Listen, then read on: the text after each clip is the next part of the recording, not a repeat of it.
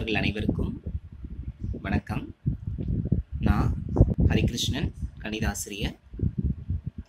போன வகுப்பில் நம்ம இது வரைக்கும் என்ன பார்த்துருக்கோம் அப்படின்னா, எக்ஸசைஸ் 1.1 அண்ட் 1.2 ரெண்டு எக்ஸசைஸ் பார்த்துருக்கோம்.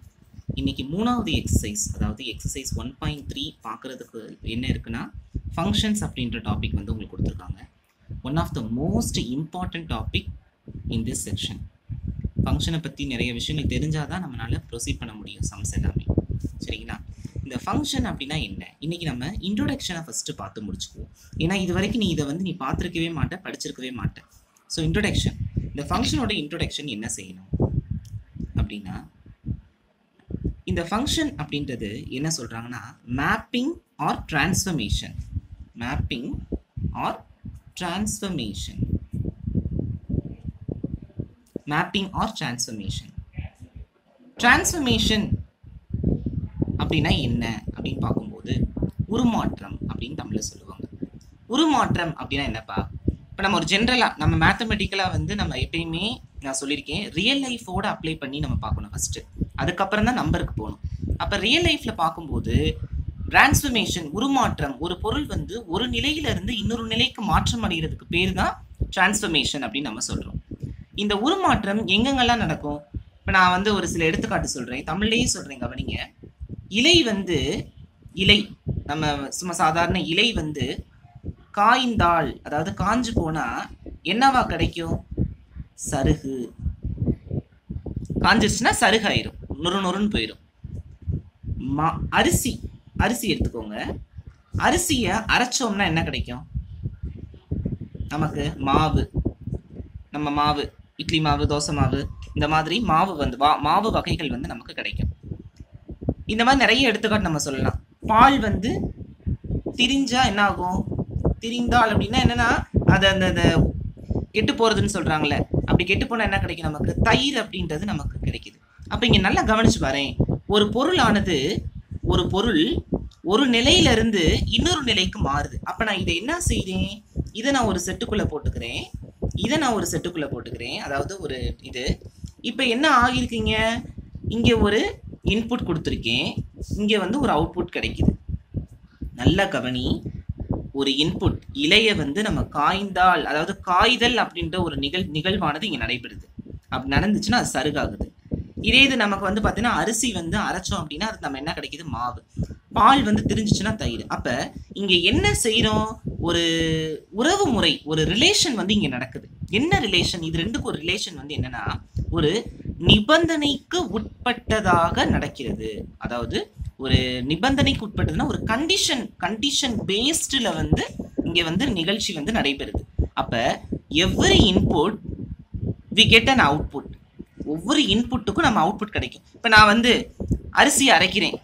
அரிசி அரைச்சு எனக்கு வந்து அரிசி அரைச்சு வேற எக்ஸாம்பிள் என்ன பார்ப்போம்னா, கல் எடுத்துக்கோ, மணல் எடுத்துக்கோ. மணலை அரைச்சு எனக்கு மாவு கிடைக்குமா? மணல்னா என்னது? நம்ம மண்ணு சொல்றோம்ல, அந்த மண்ணை வந்து நான் அரைச்சின்னா மாவு கிடைக்குமானா கிடைக்காது. அரிசி அப்ப நமக்கு தேவையான அந்த கண்டிஷன்ஸ் வந்து கரெக்டான ஒரு கண்டிஷன், ஒரு நிபந்தனைக்கு உட்பட்ட கண்டிஷனா இருந்தாதான் அது வந்து என்ன சொல்றோம்? ஃபங்க்ஷன் அப்படின்னு நம்ம சொல்றோம். அப்போ ஒரு ஃபங்க்ஷன் ஆனது என்னது? எவ்ரி இன்புட், ஒவ்வொரு இன்புட்டுக்கும் நமக்கு என்ன கிடைக்குது? ஒரு அவுட்புட் வந்து கிடைக்குது. ஸோ இது இதை நம்ம ஒரு படமா பார்த்தோம் அப்படின்னா, ஃபர்ஸ்ட் வந்து நம்ம என்ன படித்தோம்? கார்ட்டீசியன் ப்ராடக்ட் அப்படின்னு நம்ம படித்தோமா? Cartesian product. அதுக்கப்புறம் என்ன படித்தோம்? அதை பேஸ் பண்ணி ரிலேஷன் அப்படின்னு ஒன்று படித்தோம். அதுக்கப்புறம் இப்போ என்ன படிக்கிறோம்? ஃபங்க்ஷன். அப்போ இது வந்து எல்லாமே ஒன்றுக்கு ஒன்று சப்செட்டாக தான் இருக்கும். Relation is a subset of Cartesian product. Function is a subset of relation. அப்போ ரிலேஷன்ல இருந்து தான் நம்ம ஃபங்க்ஷனை கொண்டு வரோம். ஸோ ஒன்றுக்கு ஒன்று தொடர்புடையது. ஸோ ஃபங்க்ஷனா என்னன்னு புரியுதா? Mapping or transformation. டிரான்ஸ்ஃபர்மேஷனா உருமாற்றம், ஒரு நிலையிலேருந்து இன்னொரு நிலைக்கு மாறக்கூடியது தான் நம்ம என்ன சொல்கிறோம்? ஃபங்க்ஷன் அப்படின்னு நம்ம சொல்கிறோம். புரியுதா? இதுதான் ஃபங்க்ஷனுடைய இன்ட்ரோடக்ஷன்.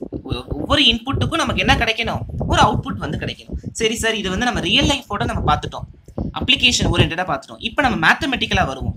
மேத்தமெட்டிக்கலாக நான் என்ன செய்கிறேன் அப்படின்னா, ஒரு செட் எடுக்கிறேன், ஏன்ற ஒரு செட் எடுக்கிறேன். அந்த செட்டு பார்த்தீங்கன்னா 1 2 3 4ன்னு இருக்கு. சரியா? அப்போ இங்கே நான் என்ன செய்ய போகிறேன் அப்படின்னா, இங்கே ஃபங்க்ஷனை வந்து function F from A to ஏன்னு எடுத்துக்கிறேன். சரியா? இங்கே ஏ இருக்குது, இங்கேயும் ஏ இருக்குது, இங்கே இங்கே ஃபங்க்ஷன் முந்தினா நம்ம ஆர்னு போடுவோம் ரிலேஷன், இங்கே ஃபங்க்ஷன். இந்த ஃபங்க்ஷனை நான் எப்படி டிஃபைன் பண்ணுறேன்னா எக்ஸ் ஸ்கொயர்டு, அதாவது f of x equal to x square அப்படின்னு நான் டிஃபைன் பண்ணுறேன். இங்கே என்னென்ன இருக்குது? 1 2 3 4 இருக்கா? இப்போ நல்லா கவனி, இந்த 1 2 3 4 வந்து நான் என்ன செய்ய போகிறேன் அப்படின்னா இந்த எக்ஸ் ஸ்கொயர்டு நம்ம வந்து ஒரு ஃபங்க்ஷனை வந்து நான் என்ன செய்ய போகிறேன்னா ஒரு எக்ஸ் ஸ்கொயர்டு அப்படின்னு கொடுக்குறேன். அதாவது நான் வந்து ஒரு இன்புட் வந்து நான் 1 கொடுக்குறேன்ப்பா. இந்த 1ன்ற இன்புட்டை நான் வந்து ஒரு கண்டிஷன் நான் இங்கே கொடுத்துட்டேன்னா அந்த நிபந்தனைக்கு உட்பட்ட ஒரு கண்டிஷன் என்னது? X square. அப்போ 1 ஸ்கொயர் பண்ண என்ன கிடைக்கும்? 1. சரியா? இங்கே இதை பீன் கூட வச்சுக்கலாம். அடுத்து வந்து 2 ஸ்கொயர் பண்ண எத்தனை? 4. 3 ஸ்கொயர் பண்ணால் 9. 6 ஸ்கொயர் பண்ணால் 16. அப்போ இங்கே என்ன ஆயிடுச்சு? ஒவ்வொரு இன்புட்டுக்கும் எனக்கு ஒரு அவுட்புட் வந்து கிடைக்குது. ஸோ இது வந்து என்னதுன்னா function. It is a function. It is என்னது? ஃபங்க்ஷன். ஸோ நல்லா கவனி, இந்த இடத்துல நான் ஒரு செட்டு ஏன்ற செட் எடுத்திருக்கேன். இங்கே நான் என்ன சொல்கிறேன்னா நான் இது எல்லாமே இன்புட்டுப்பா. நான் கொடுக்குற இன்புட் கம்ப்யூட்டர் மாதிரி தான். ஒரு இன்புட் கொடுத்தா நமக்கு ஒரு அவுட்புட் கிடைக்கும் இல்லையா? அப்போ இன்புட்டுக்கு தேவையான அவுட்புட் எப்படி கிடைக்கணும்? நம்ம கொடுக்குற கண்டிஷன் வேலிடாக இருக்கணும். வேலிட் கண்டிஷன், அந்த ரிலேஷனுடைய கண்டிஷன் வந்து எப்படி இருக்கணும்? Valid X square. அப்போ 1 வந்து 1, 2 வந்து 4, 3 வந்து 9, 4 வந்து 16. ஸோ இன்னும் எனக்கு கிளியர் ஆகலை சார், எனக்கு இன்னும் டவுட்டாகவே இருக்குது அப்படின்னா ஒரு மரம் எடுத்துக்க. ஒரு மரத்துக்கு ஒரு மரத்துக்கு வந்து 20 வயசு ஆகுதுன்னு வச்சுக்கோ. 1 சென்டிமீட்டர் வளரும் போது 20 வயசு ஆகுது. சரியா? ஒரு மரம் வளர்றதுக்கு 20 வயசு. 1 சென்டிமீட்டருக்கு 20 வயசு, 2 சென்டிமீட்டருக்கு 40 வயசு. இந்த மாதிரி ஒவ்வொரு சென்டிமீட்டருக்கும் நமக்கு வயதானது கூட்டிகிட்டே போகிறது தான் நம்ம என்ன சொல்கிறோம்? ஃபங்க்ஷன் அப்படின்னு நம்ம சொல்கிறோம். புரியுதா? அப்போ இதுக்கு டெஃபினேஷன் ஒன்று இருக்குது. என்ன டெஃபினேஷன் பார்த்தீங்கன்னா a relation f between two non-empty sets x and y is called a function from x to y if. இப்போ தான் ஆரம்பிக்குது. இது வரைக்கும் என்னன்னா அவன் என்னன்னு சொல்ல வர்றான். என்னது? ஒரு ரிலேஷன் எடுக்கிறோம். அந்த ரிலேஷன் எஃப்ஐ வந்து என்ன சார் நீங்கள் ரிலேஷன் ஆர் தானே சொன்னீங்க, இங்கே வந்து ஃபங்க்ஷன் வரும்போது எஃப்னு நம்ம யூஸ் பண்ணணும். எஃப் பிட்வீன் டூ நான் எம்டி. நான் எம்டினால என்னது?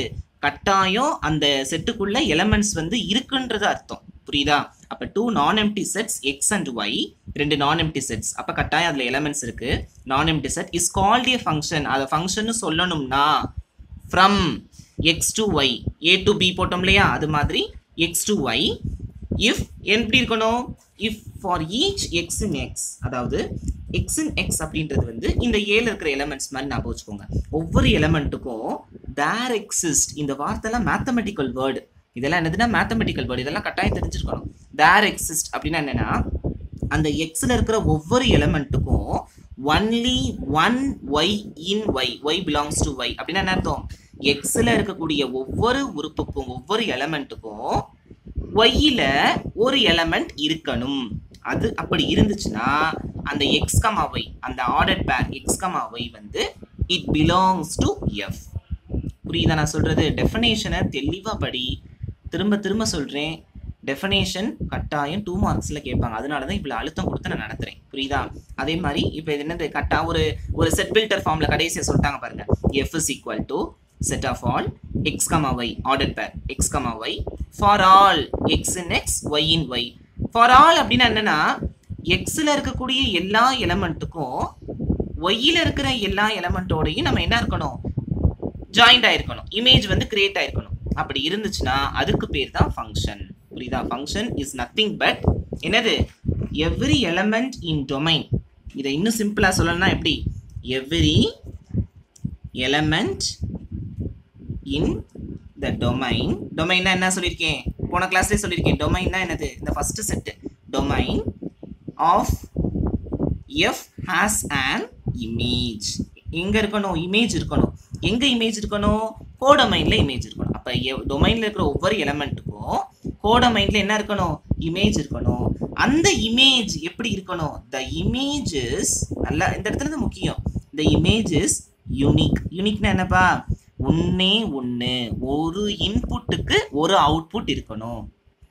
2 இன்புட்டுக்கு ஒரு அவுட்புட் இருக்கக்கூடாது. ஒரு இன்புட்டுக்கு ஒரு அவுட்புட் கட்டாயம் இருக்கணும். அப்படி இருந்துச்சுன்னா அதுக்கு பேர் தான் என்ன சொல்றோம்? ஃபங்க்ஷன். இந்த 2 point very very very very important. இந்த 2 பாயிண்ட் ரொம்ப இம்பார்ட்டன்ட். நான் சொன்ன இவ்வளவு விஷயத்தையுமே என்னது ரெண்டே விஷயத்துல நான் சொல்லிட்டேன். நான் சொன்ன இவ்வளவு விஷயத்தையுமே, இந்த ரெண்டு விஷயத்தையுமே நான் என்ன சொல்லிட்டேன்னா ரெண்டே பாயிண்ட்ல கொடுத்துட்டேன். Every element in the domain of f has an image. ஒவ்வொரு எலமெண்ட், இதான் டொமைன்ல இருக்கிற ஒவ்வொரு எலமெண்ட்டுக்கும் கோடொமைன்ல ஒரு இமேஜ் இருக்கணும். இமேஜ்னா என்னதுன்னா ஒரு அந்த சொல்லுவோம் இல்லையா, உருக்கள் அப்படின்னு சொல்லுவாங்க, அதாவது நம்பர், ஒவ்வொரு எலமெண்ட் அப்படின்றது தான் இமேஜ் இருக்கணும். அந்த இமேஜ் யூனிக்கா இருக்கணும். ஒரு இன்புட்டுக்கு ஒரு அவுட்புட் தான் இருக்கணும். ரெண்டு இன்புட்டுக்கு ஒரு அவுட்புட் வரக்கூடாது. சரி, அந்த வார்த்தையை நல்லா தெளிவாக கவனிச்சு வச்சுக்கோ. அடுத்து சில எக்ஸாம்பிள் ஃபங்க்ஷனுக்கு பார்ப்போம். இப்போ இந்த 3 எக்ஸாம்பிள் நம்ம பார்க்க போகிறோம். ஃபங்க்ஷனான்னு கேட்டிருக்காங்கப்பா. ஃபங்க்ஷனா இல்லையா, இந்த 3மே ஃபங்க்ஷனா? இப்போ இங்கே பாருங்களேன், இதை நான் எக்ஸ்ன்னு எடுத்துக்கிறேன், இதை ஒய்ன்னு எடுத்துக்கிறேன், நடுவில் வந்து ஃபங்க்ஷன் இருக்கு. இது என்னது? டொமைன். இதுக்கு பேர் கோடொமைன். ஃபங்க்ஷனோட டெஃபினேஷன் நான் சொல்லிட்டேன். Every element in domain F has an image in Y. கோடொமைனுக்கு இருக்கணும். பாரு, ஏல ஒவ்வொரு எலமெண்ட்டுக்கும் பியில் என்ன இருக்கு, அதாவது எக்ஸில் இருக்கிற ஒவ்வொரு எலமெண்ட்டுக்கும் ஒய்ல வந்து ஒரு இமேஜ் இருக்கா இல்லையா?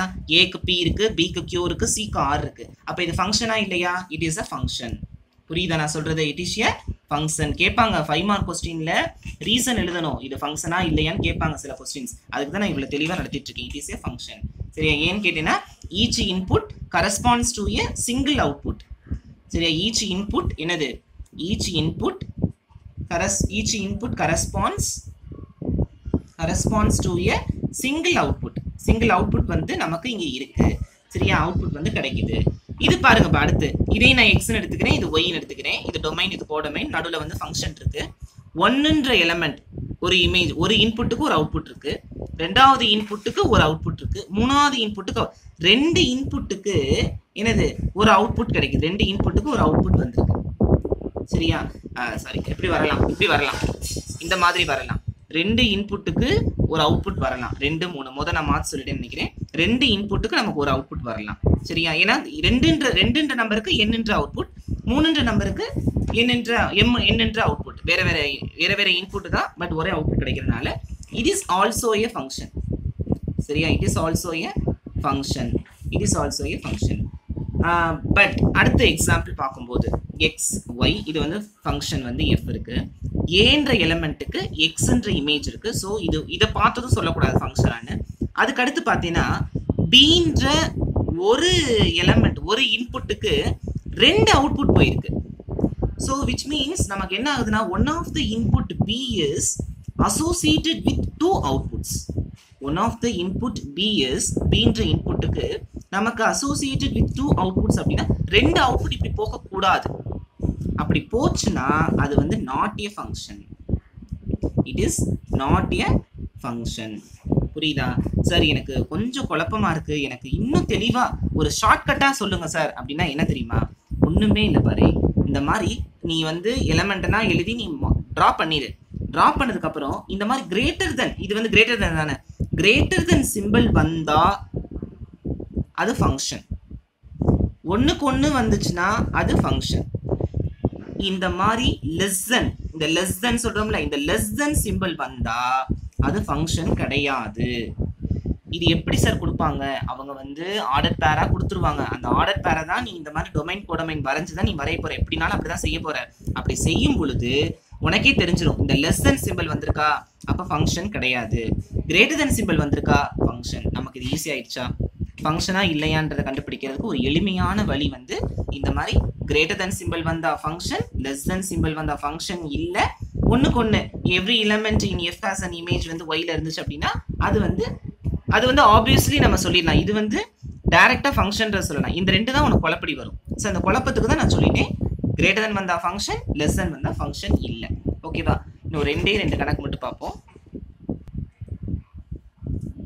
இப்போ நம்ம ஒரு எக்ஸாம்பிள் ப்ராப்ளம் பார்த்தோம்னா இன்னும் தெளிவாக உனக்கு புரியும் பாரு.